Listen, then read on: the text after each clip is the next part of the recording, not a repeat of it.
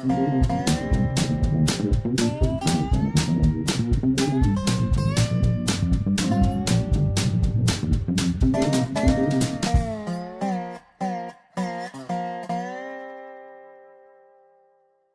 is Dave Monk at Prairie Monk, WAFT Champaign, 90.1, your FM dial. And Dave on the board. This is Sunday, December the 9th, 2018, and this is the Prairie Monk program, WEFT's weekly look at rails, trails, greenways, and everything else natural. So, this week we had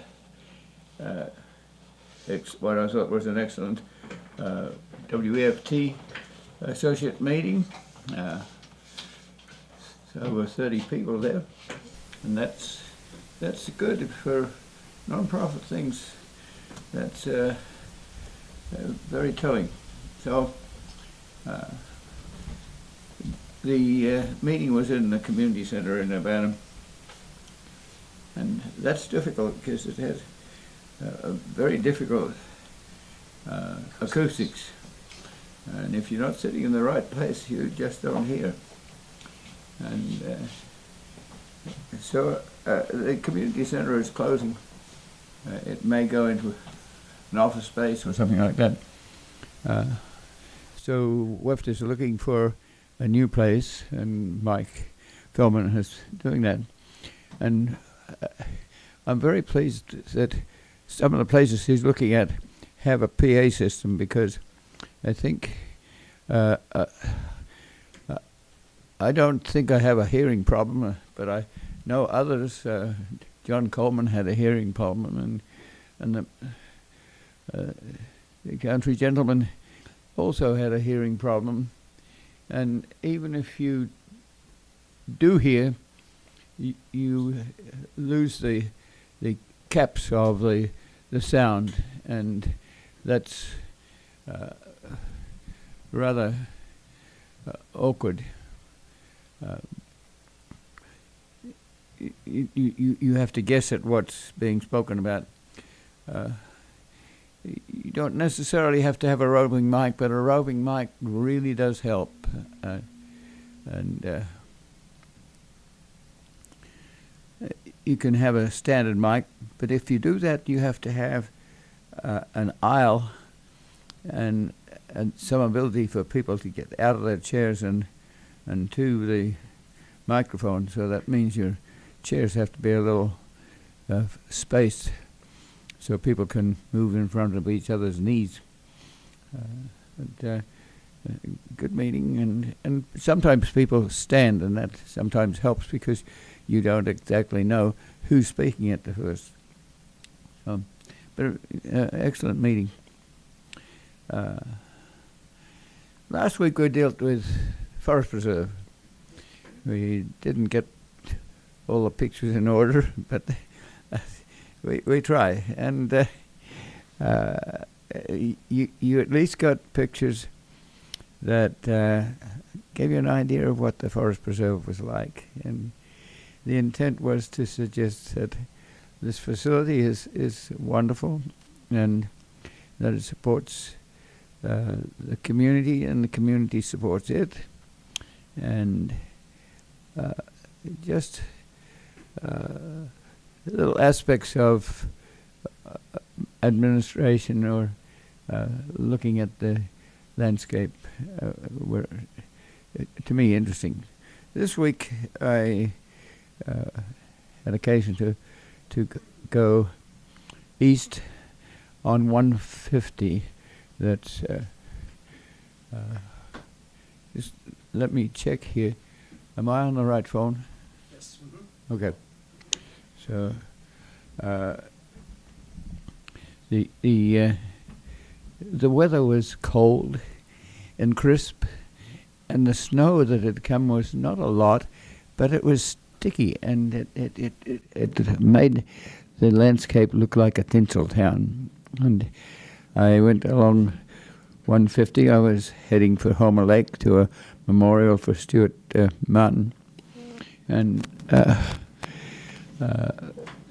just a reminder as I went, Heartland Pathways had initiated the Kickapoo Trail, and when others didn't want to do that. So it's a project ours that is a fairly serious project, and there's lots of reminders. The trail was very well highlighted. It was really very nice, and no people on it. It was not enough snow for snowshoeing or skiing, but it was there in its contrast, and the signs at the crossroads and the like were there. The vegetation was there, the trees that had been left, and so I went to Fool's elevator and turned south to an extension of Washington Street, which takes you into Homer Lake. But from a forest preserve point of view, this is a major project. When state and federal and local funds come to a community, you all get to have some projects of some description. The tax money is apportioned out. You need to have some people who are willing to inspire a project. If there are requests for proposals, people like the Forest Preserve will put in for that sort of thing. It has to be a community effort, and when said and done, you look for an agency to take on the responsibilities in perpetuity. If you're lucky, you can start with that. It may be the program was initiated. In this case, it was initiated by Heartland Pathways, which is a community non-profit agency. But once we did that work with the Surface Transportation Board and the railroad concern, Conrail, other people wanted it. It was thought to be an excellent idea. So, and they wanted to take over the fundraising and the like. Unfortunately, it didn't happen, so it went into quiescence for 20 years, and the trees grew. But eventually, a group of local, state, and federal people got together based on that initial application when the bed was going to be abandoned, and the project was reactivated. The overall 25 miles to Danville has called for or attracted from the Rail Banking Act $12 million. But then there's state money and there's local money, and quite a lot of it. And we spoke about that a little last week, I think. There's fundraisers regularly, and there's requests for proposals that go with things like adjunct services like toilets or facilities that don't come with the main program. When all is said and done, you look for an agency that is established, probably. We had thought that there could be a trail authority that would involve biologists and engineers and citizens a little bit more broadly than perhaps a forest preserve.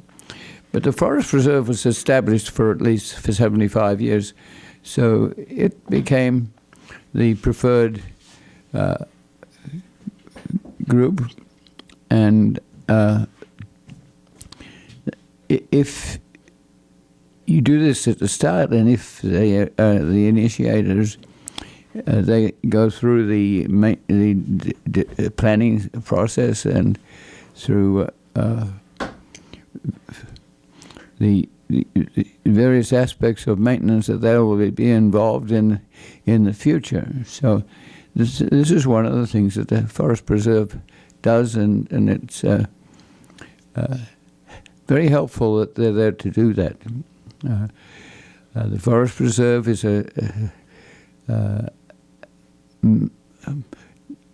mandated mainly to do recreational things as distinct from preservation things. So the prairie was one of our concerns about taking out the trail, and that hasn't worked out quite as well as we had hoped because the trails are rather wide. And but it looks fine, and it's gradually beginning to mature. Give it 10 years, and the vegetation on either side will mature. The prairie will come back. There will be some reconstruction prairie. There's some remnant prairie, but it looked very elegant in its snow on Friday. It's so I turned south at Fulls Elevator and got onto the extension of Washington Street. Had to pass over a couple of bridges. Bridges are kind of dangerous in cold weather because they have air underneath them, and the surface is often rather slick. So cautious of that. When you're on the main drags, the snow has been salted and if necessary, plowed. So I headed along and past the upper reaches of Lake Park, of Homer Lake. Homer Lake is one of those projects that involves local, state, and federal money, and again, the assignment when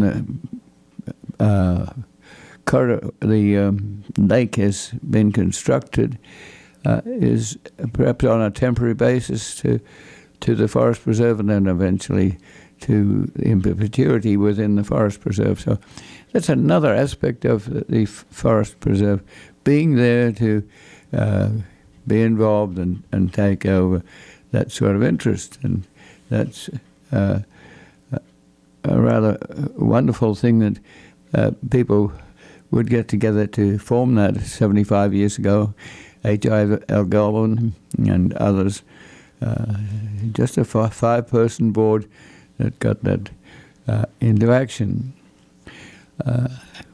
As I went to turn to the south to go into the Park District, I passed an area where Lincoln used to be on the circuit, and there was a cottonwood tree there, and the judge and Lincoln defending his people would be there. Later, I think King Lincoln was on a circuit himself. I'm not quite sure of the details, but there's a little memorial to that event and continuing events for many years. Going south, there's an open field on one side and the Forest Preserve on the other. And once again, the vegetation was sparkling like Tinseltown. But I was reminded of the day when there was a tornado that came through that area. And when I went to visit it, there was a visitor center just inside the gate, and a trailer, and a toilet had been taken out of the trailer, and it was sitting in the middle of the field, just naked. And and there was a tree not too far away that had a 402 sized board forced through it. So these tornadoes have an impact. Ogden nearby lost its elevator and quite a few buildings. And it's almost like this happens more than once. So this is sort of a tornado alley. And you don't always know why, but it happens. We had cards at the visitor center, and they were spread around.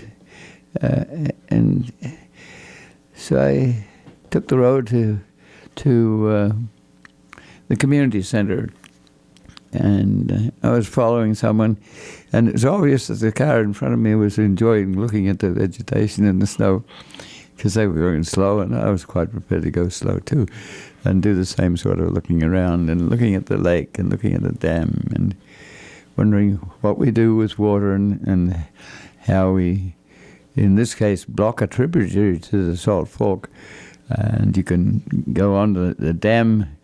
The road goes across the dam face, and you can look down and see the bottomlands there, and a little trickle of a stream coming out of the dam, which was what was dammed up to provide the lake. And it's large enough that you can see people boating, not yesterday or not Friday.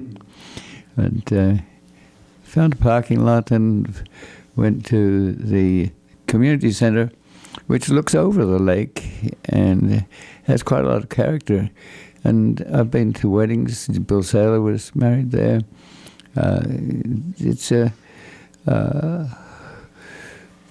wonderful place in the woods and more informal. I'm very aware that funereal things are changing, and especially in wintertime, memorial services are being postponed until the family gets together. People who are doing artwork and organizing get together.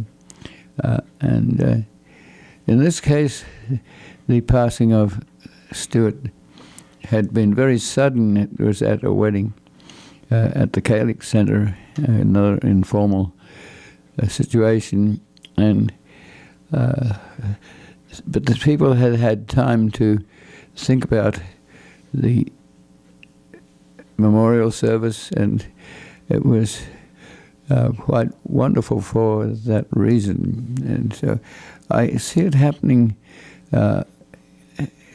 fairly frequently to postpone the memorial service. And I kind of approve of that. The people there knew Stuart well. He was into all sorts of things, including riding his bicycle across the country for 49 days. And he had an energy, a sense of humor, and had children. And I respected that his partner is Sally Duncan, and they'd been together for quite some time, but it's obvious that there was some movement within the family there, and that is very usual and understood, and so members of the family, the children of the family, were there, and the son spoke to say that the wife was very loved, and so there's that sort of feeling where everyone was talking to each other, and if you didn't know someone, you very shortly got to know someone because you each had associate friends, and the food was wonderful. The crowd was basically standing, talking to each other, moving around, and so Larry Moore, I'm forgetting her first name, but she was the MC and did very well. So she at a certain time brought to everyone to sit down, and the program started, and Sally played the piano, and an informal group of people sang tunes that Stuart would have enjoyed, and it was his birthday, his 70th birthday, and he died too soon, but he was prepared. He knew he had a heart problem, and he knew that but he wanted to do things normally, and if something happened, well, something did happen. He died at a wedding at the Gaelic Centre, and people have to remember that, which is part of what they will remember, and the square dancing and the like continued, and so I really appreciated that memorial service, and came home with a little plate of extra food, but it's facilitated by the Forest Preserve, and it costs to maintain this sort of service, and so that's why the tax base is there. It's got to be budgeted each year. Some counties don't want to do that budgeting because they don't have a lot of money, and the Forest Preserve or Conservation District will take money to support it. And so in Clinton area, where it's 5 miles of our railroad bed could join Clinton Power Plant Lake and Weldon Springs State Park, there's a reluctance to establish a forest preserve or a conservation district just for that reason. It's felt that there's not enough tax base to provide for it. So we have that base, and it requires a board, in this case about 5 people, and it requires a manager and a staff and buildings. And so we have to be proud of our Forest Preserve and the next door neighbor Conservation District, and in Piatt County a Forest Preserve. And it behooves us to be involved in this manner, the same way as I enjoy going to a WEFT event and meeting and sharing with people. And so we were talking about our coal and the 30 miles of railroad bed we're losing there. Just knowing each other and each other's circumstances and sharing is rather wonderful. I came back home, and next morning it was Saturday, and I was at the farmer's market indoors, and that takes a little talent to be up late and then up early, and once again you're talking to people who perhaps come from Villa Grove and have been part of the vet school and shoot horses, and they have rather wonderful dog treats, and then on the other side a person who had been to Australia with her husband on sabbatical, and she'd been to more places than I've been to in Australia. She'd been to Alice Springs and to Uluru, which is this big rock in the middle of the country. So you get to know. And I talk more than I do sell T-shirts, just explaining to people what we're doing with trails, and that is often of help to the people who come along and don't quite understand the map that we have there of 33 miles of railroad bed in the Piatt, Champaign, and DeWitt counties, and some of them live nearby, or excited to see what is happening. We're there working adjacent to the Railroad Museum, so we're hoping that we can get historic trains into Champaign. We're working with the foundation to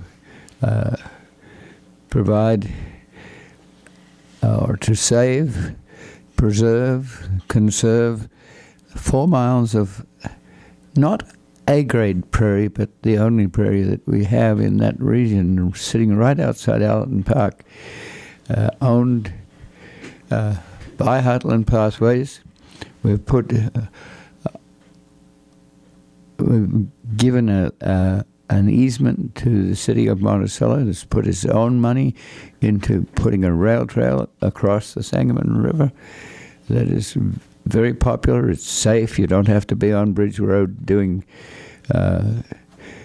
competing with traffic coming off an expressway. And the trail has been extended by a mile, and it's just been approved for $160,000 to put concrete on it. Then it goes from behind the sewer plant down to the Sangamon River, across the Sangamon River on a long trestle, and over a truss bridge where you can stand and look upstream, downstream, and see the bottomlands. And then it goes over a little peak of the Cerro Gordo moraine and across County Farm Road and onto the extension, which is where they're going to spend $160,000 to concrete it. I was talking to some people from Ohio, where they're used to the rail trails being asphalted. Asphalt's a little softer on the knees if you fall off your bicycle, but it requires contractual work. You have to bring in an asphalt truck, and so it's costly, much more costly than cement. And cement can be put down in blocks so that if a tree grows underneath and lifts it up, that can be repaired locally. So concrete is often used instead of asphalt. At the moment, it's crushed limestone, and that's quite adequate too. And even before the extension was finished, people were jogging on that corridor and riding their bicycles. There's an extension that runs to Cisco. It's another 4 miles, and we've been working with Land Conservation Foundation that might be interested in that corridor. So we've been back and forth, and I sort of have been working with that. There's a lot of pros and cons. If my real fear is that if a trail were to go through on the ballast, that it would be so wide that it would destroy the privacy of the creatures and the plants and the soils that are on that corridor. So I had to work my way through this, talking to Bruce Haddon, who's the president of the group, and we had to negotiation for perhaps purchase of this corridor didn't eventuate. There was an offer to, or is an offer to, help us put a trail there. So you have to figure out whether this should be a wide trail or a narrow trail. Monticello has put its trail in as narrow so that the vegetation remains on the side, and it's much less sterile than the Kickapoo Trail, which has not as yet the idea at the federal level with this money is to cap with 6 or 8 inches of gravel so that you don't be in contact with what's left over creosote. And then it goes down the sides, and that's what destroys some of the close vegetation. And so in that direction, we're talking about trying to get a trail that's somewhat narrower so that we preserve some of our only leftover remnant prairie, which is only on the railroad lines because the rest of the soils are so valuable for agriculture. So I've been working with that, and I came up with sort of worked through 10 or 15 pages, which is far too long, but it's also you're whether you do it as 1 to 1 or 1 to 3 or 1 to 5 or 5 to 5, this is a slow process. And in some cases, it might take years to figure out who will do what. Can this go into the Forest Preserve District? Will the Forest Preserve District take care of it, or is their responsibility to do recreation and a trail is more important? Does the recreation trump preservation? How can you assure that? What are the legal constraints can you put on that trail? If you put legal constraints on that trail, can they be changed by eminent domain or working with the state to change the fundamental law that you put in, or codicil that you put on the sale or transfer of that area? So it requires a great deal of perspicacity to be able to take that 30-odd points that you work on and to put it into something very simple and straightforward. It also needs maps and charts. So people who know the territory don't need maps, but people who are neophytes and interested in supporting it need to know the territory. They not only need maps, but they need pictures. And David helps a lot with some of these programs to put in the pictures. We don't put pictures in if they're not needed, but if they're helpful, then as we go from a radio program to a television program, key pictures will be telling. And so it takes a lot of time to put that sort of thought together. In the long run, if you have a CEO or people who are prepared to do planning, like the Regional Planning Office, you can start to create a long-range plan. It might be for 5 years. It might be putting together a skeleton for 200 years. But it takes time and energy and imagination to put these ideas together in a strategic action plan. And you have to know that that plan may change. Within 3 years, something else may have happened, and it changes a plan. So how do you do this is often a case for specialists who specialize in planning or landscape architecture or engineering. And how do you get those people with their own specific languages together? Engineer speaks differently than a conservation person. In some cases, if you're dealing with a project that has trees in it and you want to get your Wi-Fi through from one place to another, it's very tempting to take out the tree that's in the way, and you can replace it with 20 junior trees when you're finished dealing with the project. But that's rather cruel. You're going to lose a tree that might be 400 years old. If you're talking to conservation people, they have their head turned towards the soil bacteria and fungi and the plants, and those plants just look like weeds, and really that land is being unused and could be utilized. So you're dealing with agriculturalists who might want to use that territory. So the foundation people were meeting this week, and I didn't get to the point of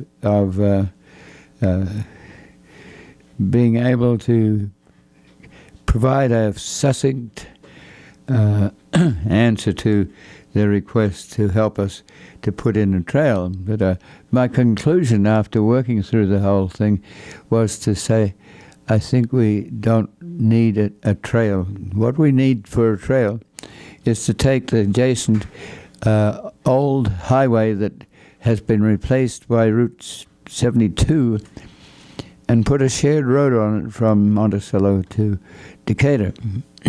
It's been a highway. It has rest stops. It's wide enough to carry a shared road. David knows about shared roads. They're not always easy to work with. That's not me.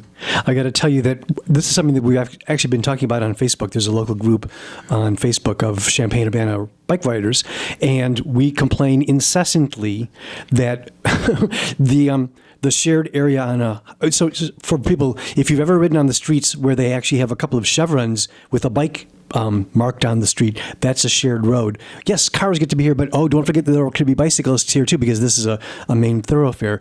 Well, guess if they clean the roads off and clean the garbage and the dirt and everything, guess where it ends up? Yes, over in our end of the side of the lane. And in the wintertime, guess where they always push the snow? Yes, so you can call it a shared road, but I'm sorry, there are euphemisms in there. I won't use any of them, but yeah, we get the short end of the stick. How about that? So, since I've interrupted you, I should point out to people, it's cold out there, but oh my gosh, the streets are mostly clear, definitely worth getting out there and bicycling. And if you haven't been in downtown Champaign for a while, this is a spectacular thing. If you haven't been around here, they've put in street lights at Walnut and Neal on what's right there at that spot, Clark Street. It's, again, a major thoroughfare. There actually are shared roads there, and you actually don't have to dodge traffic to get across downtown Champaign because you'll get a green light. Today, I tried to get across, and I panicked for a moment because I saw oncoming traffic from my right, and after I got clear of the intersection, I realized they had a stoplight. They weren't going to just, plow right into me. So if you're willing to get out in sub-freezing weather, come on to won't say that downtown is easier to get around on now because there are these extra two streetlights. They run right past the Walnut Street Tea Company and the AT&T building and Christie Clinic and things like that. So you actually do have an added road that you can use, and you're not taking your life into your own hands. The end.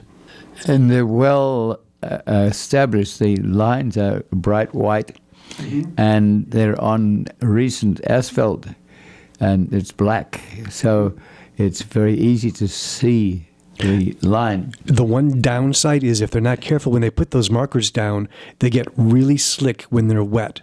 So you have to be careful, especially if it starts warming up and some of that snow starts melting.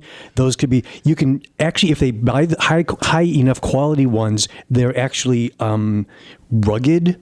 They have bumps on them so that you can maintain traction. Into them, perhaps. Yeah, so it's something to make it gritty, as you say. Yes, but yeah, there are videos online of professional bicyclists falling over because towns that have had professional bike races come through town proudly put great markers down to make the road that the bicyclists would be on look really pretty, and then it rains the day of the race, and these bicyclists, in trying to turn to move left and right, hit these things, and whole swaths of them fall over, which not pretty. So yeah, you can. Two wheels can be tough. Things we do are experimental, and so some of them don't work. You have to be game to try. and you then have to be able to change, and you have to have meetings to do that. And, sometimes you need meetings with a lot of people. Sometimes you need meetings that are with just a few people who know what they're talking about and can make a change if necessary. So you can come to the downtown. The next attempt will be to go from Champaign to Urbana and then to Danville, and so the connectivity through town is important, but connectivity from community to community is important. And so being out there at the indoor market talks about some of these sorts of things. And over the years, we've had a reading the landscape class at Parkland, and that has been sort of replaced with a rather efficient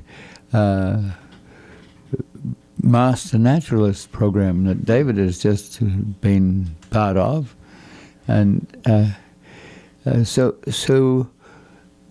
be proud of being in a town that is doing this sort of thing. We're down to 0.01% of any prairie that's been, remnant prairie that's been saved. But there's lots of planted prairies. If you go to Meadowbrook Park at this time of the year, you will see the vegetation falling over in wintertime. It dies, but it has a wonderful character, and people can enjoy. And there's a visitor center at the top, an open-air visitor site where you can look over the prairie. And you have to know that Audubon and others collected seeds to make it more biodiverse, and it's an excellent reconstruction prairie. And so that helps us to preserve the remnants, but we really are into the remnants. So let me see what time we have. We have 12 minutes.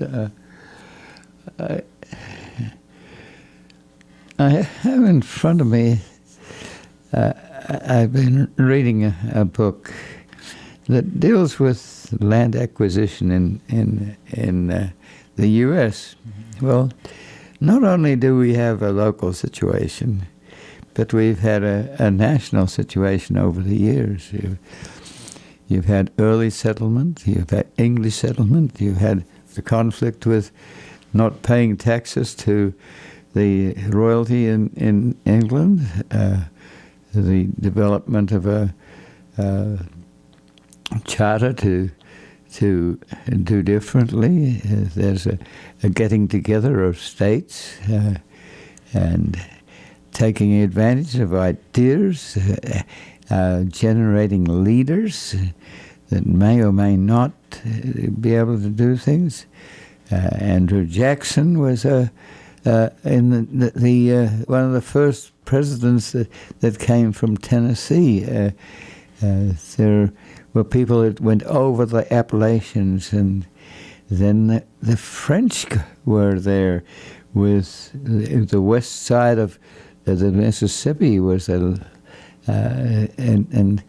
they decided to sell to Jefferson, and so there's a Louisiana territory, and then there's the Western Clark exploration of this, and whether it could get to the West Coast.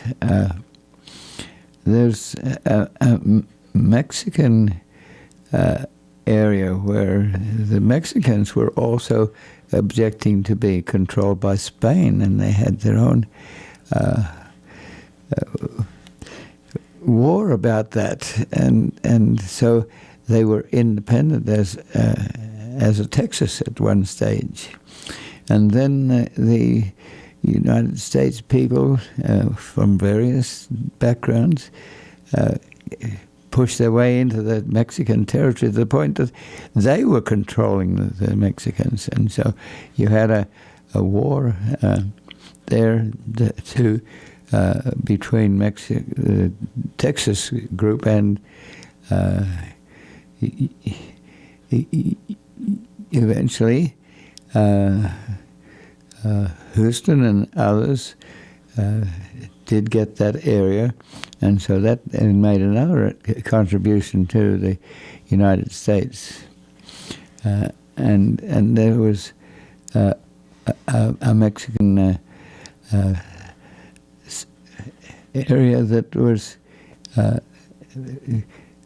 it was called a purchase. It's a little piece that was argued about back and forth, and then there was an area in the Oregon area which reached up into Canada, and so once again the British were on one side and the Americans on the other, and then they came to an agreement. So I just want to remind people that we're a bunch of mixed puppies, and we've gathered up a country in an interesting manner. And then you're in the central latitudes. The soils are wonderful from glaciation. The rainfall is ideal and usually spread across the year in an appropriate manner, so it can grow things like corn and soybeans and wheat. And but we still have a responsibility to spend time with each other and to work on some of these things. And so when I talk about a forest preserve district, in the long run, I'm talking about how it fits into a state and federal paradigm. And we're having lots of arguments about this at the moment. But and we had an election, and so some things that are quite strange are happening. But it behooves you to keep your eye on this and think about what your grandchildren will have as preservation. We've been very organized to acquisition of real estate and the acquisition of money, but there's something more than that when you try to preserve a turtle or a prairie plant. So, and I'm pleased to talk to a member of the Natural Areas Study Group. And way back 35 years ago, we had we created a Grand Prairie Friends, and that took off in its own direction, has done very well, and we're very pleased about that. But at the same time, we thought that the natural areas should have a docent group that could become well-versed in knowing the natural areas that are in their particular domain, and then they become docents that know about the landscape. The term docents is often applied to museums and where people become educated about certain aspects of the items that are in the museum. But they also apply to natural areas, and every Tuesday, once a month, the Natural Areas Study Group gets together and goes to a natural area, and often is working with an expert that lets them know what is going on, and there's camaraderie. And there must be at least 40 members of that group, and although not all of them meet on a Tuesday morning at 9 o'clock, it's there and it's functional, and I'm very pleased about that. And the thing that David just went to is similarly so. Let me see where. I got a letter from the Forest Preserve. We're back to Forest Preserve again. The museum curator